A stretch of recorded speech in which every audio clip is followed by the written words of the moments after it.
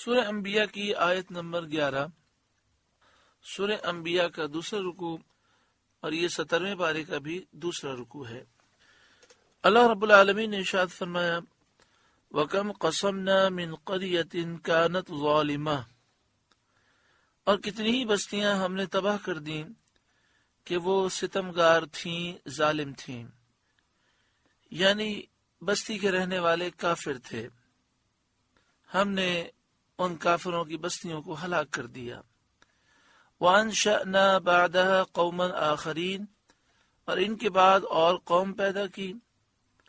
فَلَمَّا أَحَسُّوا بَأْسَنَا إِذَا هُمْ مِنْهَا يَرْكُضُونَ، تو جب انہوں نے ہمارا عذاب پایا جبھی وہ اس سے بھاگنے لگے، یعنی ان ظالموں نے جب عذاب کو سامنے دیکھا تو بھاگنے لگے۔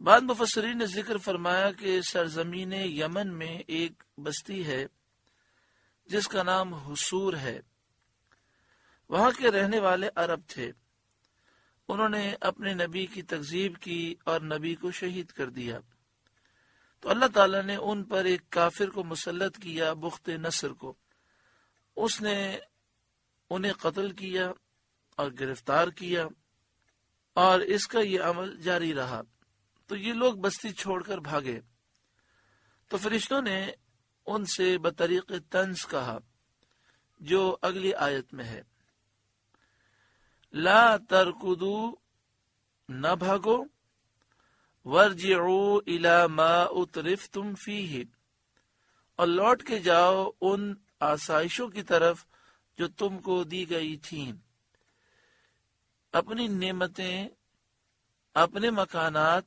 اپنی آسائشیں اور لذتوں کو چھوڑ کر کیوں بھاگ رہے ہو؟ وَمَسَاكِنِكُمْ لَعَلَّكُمْ تُسْأَلُونَ، اور اپنے مکانوں کی طرف لوٹ کے جاؤ، شاید تم سے پوچھنا ہو کہ تم پر کیا گزری اور تمہارے مالوں کا کیا ہوا، تو تم پوچھنے والوں کو اپنے علم اور مشاہدے سے جواب دے سکو۔ قالوا یا ویلنا، وہ بولے ہائے خرابی ہماری، انا کنا ظالمین، بے شک ہم ظالم تھے۔ عذاب دیکھنے کے بعد انہوں نے گناہ کا اقرار کیا اور نادم ہوئے، اس لیے یہ اعتراف انہیں کام نہ آیا۔ فما زالت تلک دعواہم حتی جعلناہم حصیدا خامدین، تو وہ یہی پکارتے رہے یہاں تک کہ ہم نے انہیں کر دیا کاٹے ہوئے، بجھے ہوئے، یعنی کاٹے ہوئے کھیت کی طرح کر دیا، کہ تلواروں سے ٹکڑے ٹکڑے کر دیے گئے۔ کافروں نے بخت نصر اور دیگر جو اس کے ساتھین پہ مسلط تھے، انہوں نے اپنی تلواروں کے ذریعے ان منکرین کے ٹکڑے ٹکڑے کر دیے، جس طرح کھیتی کو کاٹ دیا جاتا ہے۔ اور فرمایا خامدین، بجھے ہوئے کر دیا، بجھی ہوئی آگ کی طرح ہو گئے، جیسے آگ کسی مکان کو جلا جلا کر بجھ جائے تو پورا مکان راکھ ہو جاتا ہے اور ختم ہو جاتا ہے، اس طرح یہ ختم ہو گئے۔ یہاں پر دیکھیں کہ جب کوئی قوم اللہ تعالیٰ کی نافرمانی کرے اور اس کے محبوب صلی اللہ علیہ وآلہ وسلم اور دیگر انبیاء کی تکذیب کرے، گناہوں بھری زندگی گزارے، تو اس پر اللہ کا عذاب آتا ہے، اور اس کی ایک صورت یہ ہوتی ہے کہ اس پر دشمن مسلط ہو جاتے ہیں۔ اللہ تبارک و تعالی ہم مسلمانوں کو سچی پکی توبہ نصیب فرمائے اور نبی اکرم صلی اللہ علیہ وآلہ وسلم سے وفاداری کرنے کی توفیق عطا فرمائے۔ ایک مسلمان کے لیے ضروری یہ ہے کہ جب بھی نبی اکرم صلی اللہ علیہ وآلہ وسلم کی گستاخی ہو تو وہ اس کا رد کرے، اور جو محافظین ناموس رسالت ہیں ان کی وہ تائید کرے۔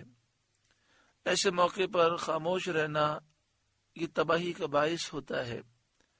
ناموس رسالت کے مسئلے کو اگر نہ سمجھا جائے اور اس پر توجہ نہ دی جائے تو نہ ملک بچتا ہے، نہ مکانات بچتے ہیں، نہ خود ہماری جانیں بچتی ہیں۔ اللہ تبارک و تعالی ہم سب کو ناموس رسالت کے اس مسئلے کو سمجھنے کی توفیق عطا فرمائے۔ مسلمان نبی اکرم صلی اللہ علیہ وآلہ وسلم کی گستاخی اگر ٹھنڈے دل سے برداشت کر لے تو بتائیے پھر اس کے ایمان کی کیا کیفیت رہ جاتی ہے۔ ایمانی حرارت کا تقاضا یہ ہے کہ مسلمان اپنے محبوب صلی اللہ علیہ وآلہ وسلم کی عزت پر اپنا سب کچھ قربان کرنے کا جذبہ رکھتا ہے۔ اللہ تعالی ہمیں حقیقی جذبہ عطا فرمائے۔ وما خلقنا السماء والارض وما بینہما لاعبین، اور ہم نے آسمان و زمین اور جو کچھ ان کے درمیان ہے عبث نہ بنائے، یعنی آسمان و زمین اور آسمان و زمین کے درمیان جو چیزیں ہیں وہ بیکار نہیں بنائی کہ ان سے کوئی فائدہ نہ ہو، بلکہ اس میں اللہ تعالیٰ کی حکمتیں ہیں۔ ان تمام حکمتوں میں سے ایک یہ بھی ہے کہ اللہ تعالیٰ کے بندے ان چیزوں کو دیکھ کر اللہ تعالیٰ کی قدرت اور حکمت پر استدلال کرتے ہیں، اس سے اللہ کی حکمتیں اور قدرت سمجھ میں آتی ہے اور دل میں اللہ تعالیٰ کی محبت اور اس کی عظمت اور راسخ ہوتی ہے، اور بندے اللہ تعالیٰ کی بنائی ہوئی ان چیزوں پہ غور و فکر کر کے اللہ تعالیٰ کے اوصاف اور کمال کی معرفت حاصل کرتے ہیں۔ لو اردنا ان نتخذ لہوا لاتخذناہ من لدنا، اگر ہم کوئی بہلاوا اختیار کرنا چاہتے تو اپنے پاس سے اختیار کرتے۔ اللہ فرماتا ہے کہ اگر ہمیں بیوی اور بچے رکھنے ہوتے یا بیٹیاں رکھنی ہوتی، جس طرح مشرکین فرشتوں کو اللہ کی بیٹیاں کہتے ہیں اور عیسائی حضرت عیسیٰ علیہ السلام کو اللہ کا بیٹا کہتے ہیں، اور حضرت عزیر کو یہودی اللہ کا بیٹا کہتے ہیں، تو فرمایا کہ اگر ہمیں یہ چیزیں رکھنی ہوتی، بیٹا بیٹی بیوی رکھنی ہوتی، تو ہم اپنے پاس سے اختیار کرتے۔ اگر یہ ہمارے حق میں ممکن ہوتا تو اپنے پاس سے اختیار کرتے، ان کننا فاعلین، اگر ہمیں کرنا ہوتا، مگر ہم اس سے پاک ہیں، ہمارے لیے یہ ممکن ہی نہیں۔ یعنی یہ کافر خود اپنی طرف سے یہ کہتے ہیں کہ فلاں اللہ کا بیٹا ہے، فلاں اللہ کی بیٹی ہے۔ اگر اللہ تبارک و تعالی کے لیے ممکن ہوتا کہ اس کی بیوی ہو، بیٹے ہوں، بیٹیاں ہوں، تو اللہ خود ہی ارشاد فرما دیتا، لیکن اللہ تعالیٰ ان چیزوں سے پاک ہے۔ بل نقذف بالحق علی الباطل، بلکہ ہم حق کو باطل پر پھینک مارتے ہیں۔ فیدمغہ، تو وہ اس کا بھیجا نکال دیتا ہے۔ فاذا هو زاہق، تو جبھی وہ مٹ کر رہ جاتا ہے۔ معنی یہ ہے کہ ہم اہل باطل کے جھوٹ کو بیان حق سے مٹا دیتے ہیں۔ یعنی اللہ تعالیٰ فرماتا ہے کہ ہم حق کا بیان اس طرح فرماتے ہیں کہ باطل بالکل مٹ جاتا ہے۔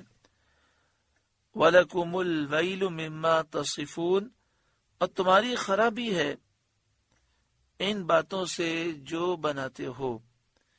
یعنی اے کافروں، اے مشرکوں، جو تم اللہ تعالیٰ کے بارے میں غلط باتیں کہتے ہو، یہ چیزیں تمہیں برباد کر دیں گے۔